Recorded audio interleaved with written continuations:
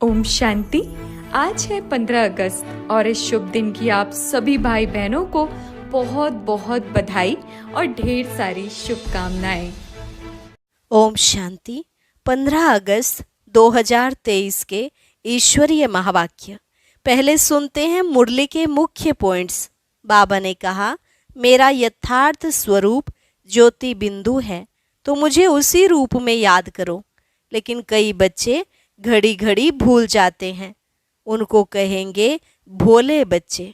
अब तुम्हें भोला नहीं, समझदार बनना है।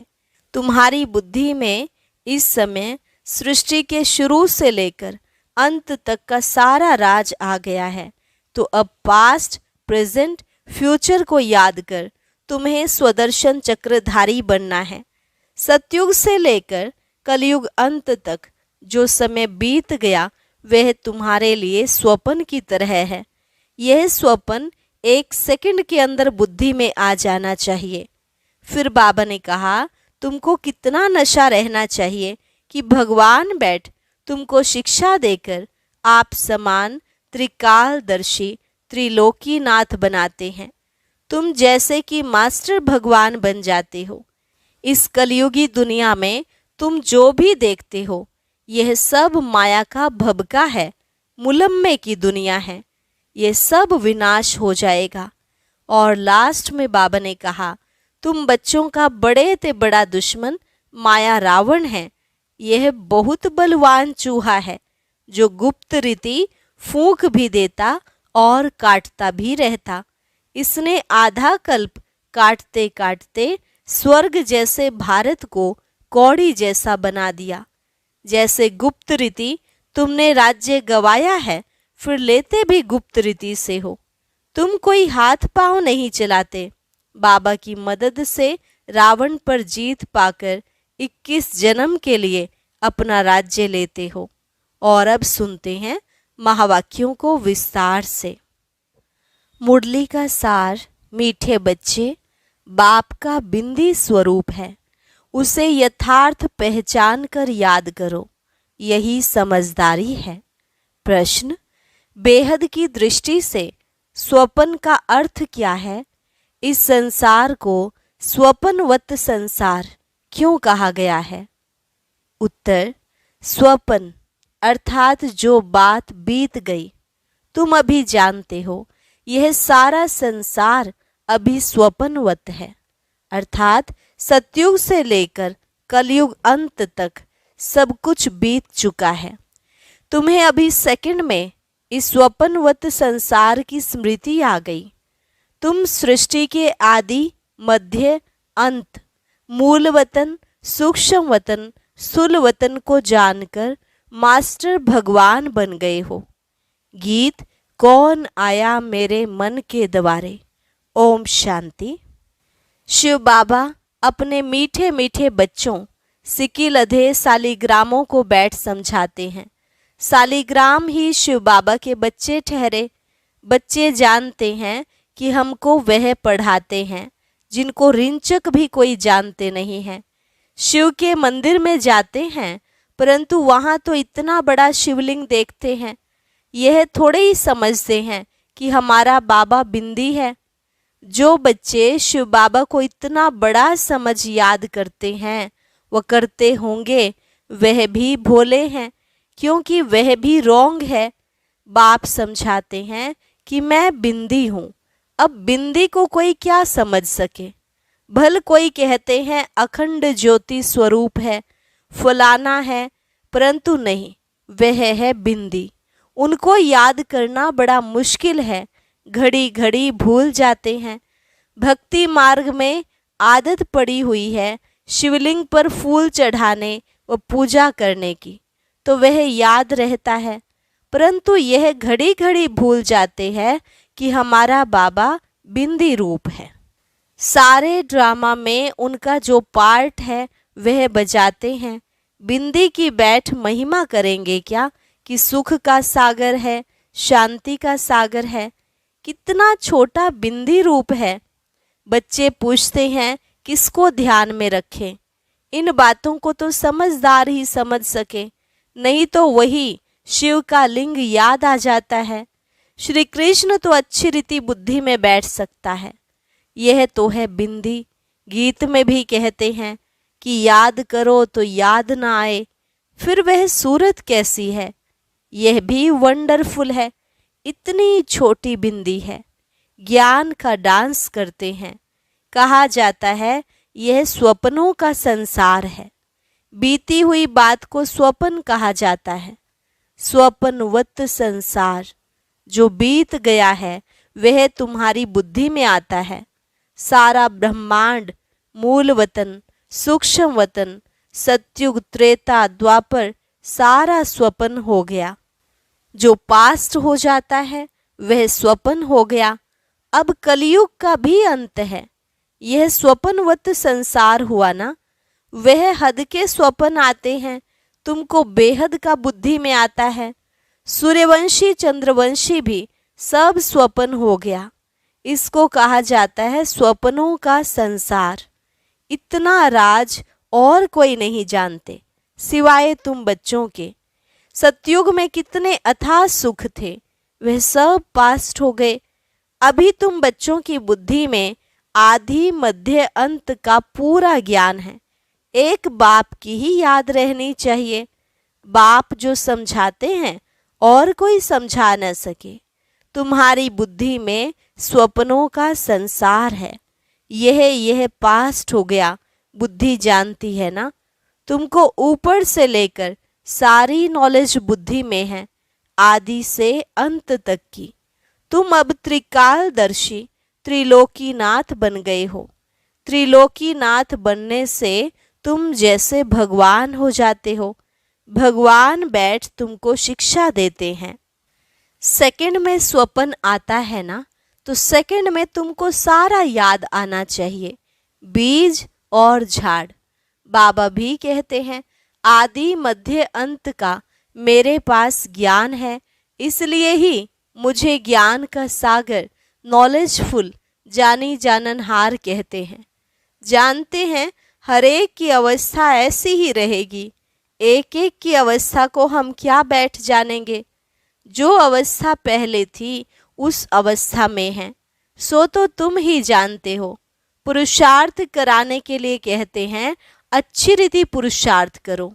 अभी तुमको स्वदर्शन चक्रधारी बनना है। तुम जानते हो यह पास्ट हो गया है। ऐसे देवताएं राज्य करते थे, फिर आकर राज्य करेंगे। पास्ट, प्रेजेंट, फ्यूचर यह याद करते रहेंगे। उनको ही स्वदर्शन चक्र कहा जाता है। शिवलिंग को याद करने में तो हीरे हुए हैं, तो समझते हैं कि बाबा ज्योतिर्लिंगम है। बिंदी कहें तो मूंज पड़े। वे समझते हैं आत्मा छोटी है, परमात्मा बड़ा है। अभी तुम बच्चे जानते हो इस कलयुगी दुनिया में इस समय देखो भबका कितना है। इसको माया का भबका कहा जाता है। माया का पॉम्प है। कहते हैं ना अभी दुनिया कितनी अच्छी बन गई है, बड़े बड़े महल बन गए हैं। अमेरिका का कितना भबका है, चीजें कितनी नफीस, आकर्षक बनती हैं। हम समझते हैं कि यह तो मुलम्मे की चीजें हैं जो अभी खत्म हो जाएंगी। दिन प्रतिदिन बड़ी बड़ी इमारतें, डैम्स आदि ऐसे बनाएंगे जैसे बिल्कुल नई दुनिया है। मायावी पुरुष है ना, आसुरी संप्रदाय का भबका है। यह सब है तिलस्म, जादू, अभी गया कि गया। बड़े बड़े साइंस घमंडी जो हैं उन्हों की बुद्धि में है कि यह सब खत्म हो जाएंगे। एक दो को कह देते हैं तुम इंटरफेयर ना करो, नहीं तो सब खत्म हो जाएंगे। अमेरिका अपने को बलवान समझता है, तो जरूर सेकंड नंबर में भी कोई होगा जो सामना करे। गाया हुआ है 2 बिल्ले लड़ते हैं, यादवों ने अपने कुल का विनाश किया, तो वह 2 बिल्ले हुए ना। वही प्रैक्टिकल हो रहा है। तुम बच्चे जानते हो आगे भी इस समय तुमने ही नॉलेज ली थी, अब भी ले रहे हो। बाप आकर सारी नॉलेज समझाते हैं। जैसे बाप की बुद्धि में है वैसे तुम बच्चों की बुद्धि में भी है। शिव कहा जाता है बिंदी को। आत्मा में भी सारा पार्ट है, तुम्हारा है ऑल राउंड पार्ट, सतयुग से लेकर कलयुग तक। सतयुग त्रेता में तुम जब सुख भोगते हो तो उस समय बाप का कोई पार्ट नहीं। बाप कहते हैं कि मेरे से भी तुम्हारा जासी पार्ट है। तुम सुख में रहते हो तो मैं निर्वाण धाम में हूँ, मेरा कोई पार्ट ही नहीं। तुमने ऑल राउंड पार्ट बजाया है तो थके भी तुम होंगे, इसके लिए लिखा हुआ है चरण दबाए हैं। बाप कहते हैं बच्चे तुम थक गए होंगे, तुमने आधा कल्प भक्ति की, दर दर धक्के खाए हैं। भक्ति मार्ग में भटकते भटकते तुम थक जाते हो, फिर बाप आकर उजूरा देते हैं, पुजारी से पूज्य बना देते हैं। तुम जानते हो हम सो पूज्य थे फिर पुजारी बने हैं। ऐसे नहीं कि परमात्मा आपे ही पूज्य आपे ही पुजारी है, नहीं, हम ही बनते हैं। भारत ही अविनाशी खंड गाया जाता है। भारत है शिव बाबा की जन्मभूमि।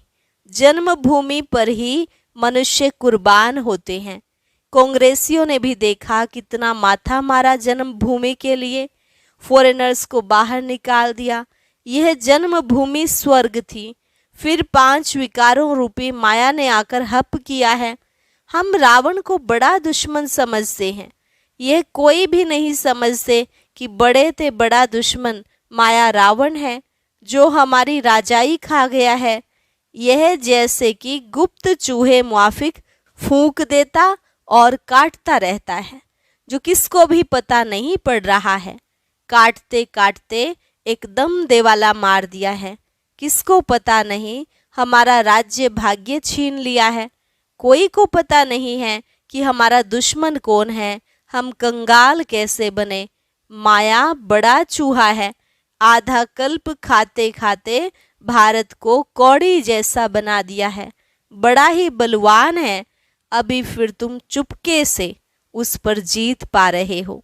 तुम जानते हो कि हम कैसे गुप्त रीति राज्य ले लेते हैं। जैसे गुप्त रीति गंवाया है फिर लेते भी गुप्त रीति से है। कोई भी नहीं जानते, अभी फिर इस पर जीत पानी है। कितने महीन राज है। बाबा की मदद से हम फिर से राज्य भाग्य लेते हैं, कोई हाथ पांव नहीं चलाते हैं। गुप्त रीति से हम अपना बेहद के बाप से वर्षा लेते हैं, जो आधा कल्प चलेगा। वह चूहा माया तो आहिस्ते आहिस्ते खाता है, और तुम अभी राज्य एक बार ही ले लेते हो। 21 जन्मों के लिए 84 जन्मों का राज भी तुमको समझाया गया है। इतने इतने जन्म लिए हैं। तुम जानते हो सतयुग में हमारी आयु बहुत बड़ी थी, फिर अपवित्र भोगी बनते हैं तो द्वापर कलयुग में 63 जन्म लेते हैं। यह बाबा बैठ समझाते हैं, कल्प कल्प माया ऐसे राज्य लेती है, फिर हम उनसे लेते हैं। गीत में गाते तो है ना, कौन देश से आया कौन देश में है जाना, परंतु समझते नहीं हैं। तुम तो जानते हो आत्मा किस देश से आई है, क्यों आई है। सारा चक्र बुद्धि में है। सारे ड्रामा में हीरो हीरोइन पार्ट है शिव बाबा का। शिव बाबा के साथ पार्टधारी कौन कौन है। पहले पहले जन्म देते हैं ब्रह्मा विष्णु शंकर को, फिर तुम बच्चों को। तुम बाप के साथ मददगार ठहरे। बाप अपना पार्ट बजाकर अपने धाम चले जाते हैं, और तुम मददगारों को भी साथ में मुक्ति धाम में ले जाते हैं। तुम मुक्ति धाम जाकर फिर जीवन मुक्ति में चले जाएंगे। कितना अच्छी रीति बुद्धि में रखना चाहिए। तो यह है सपनों का संसार जो बीत गया।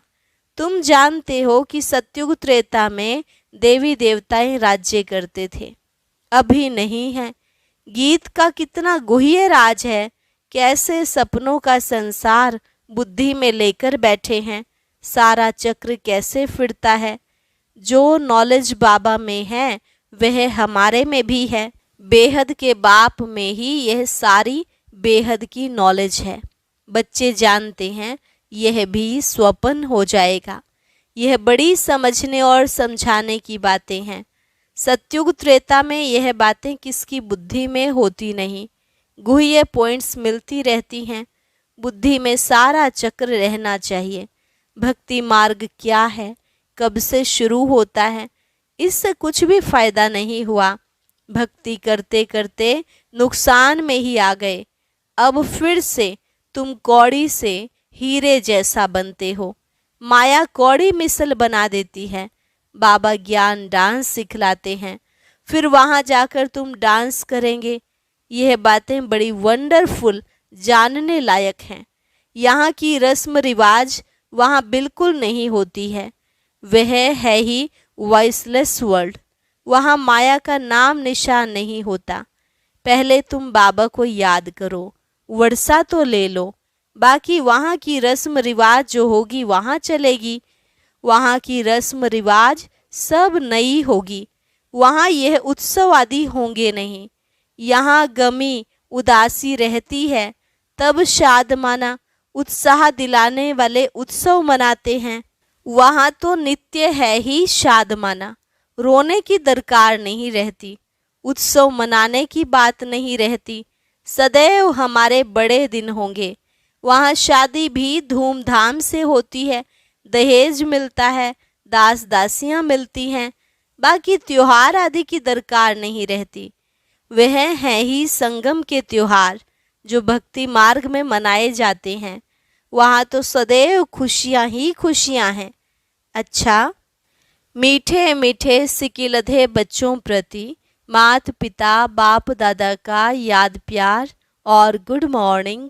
रूहानी बाप की रूहानी बच्चों को नमस्ते। रूहानी बच्चों की रूहानी बाप दादा को नमस्ते नमस्ते, गुड मॉर्निंग। धारणा के लिए मुख्य सार।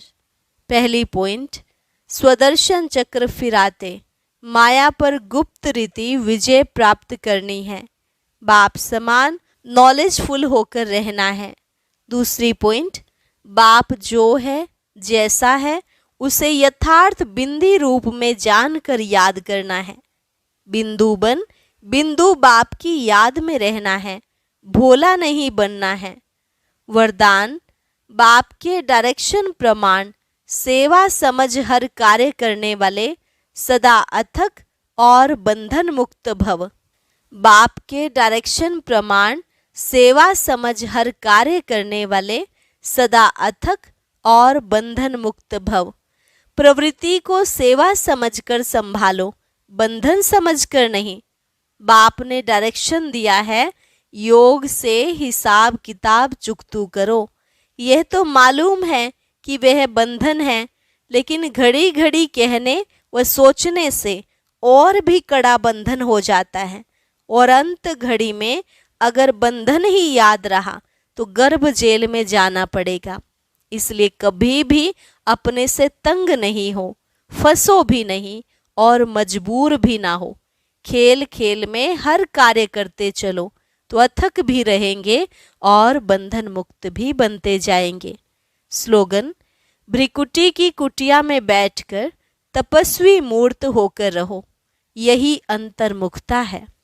भ्रिकुटी की कुटिया में बैठकर तपस्वी मूर्त होकर रहो, यही अंतर्मुखता है। अच्छा, ओम शांति। अब सुनते हैं आज का अव्यक्त ज्ञान मोती। इसके लिए ऊपर दिए गए बॉक्स पर क्लिक करें।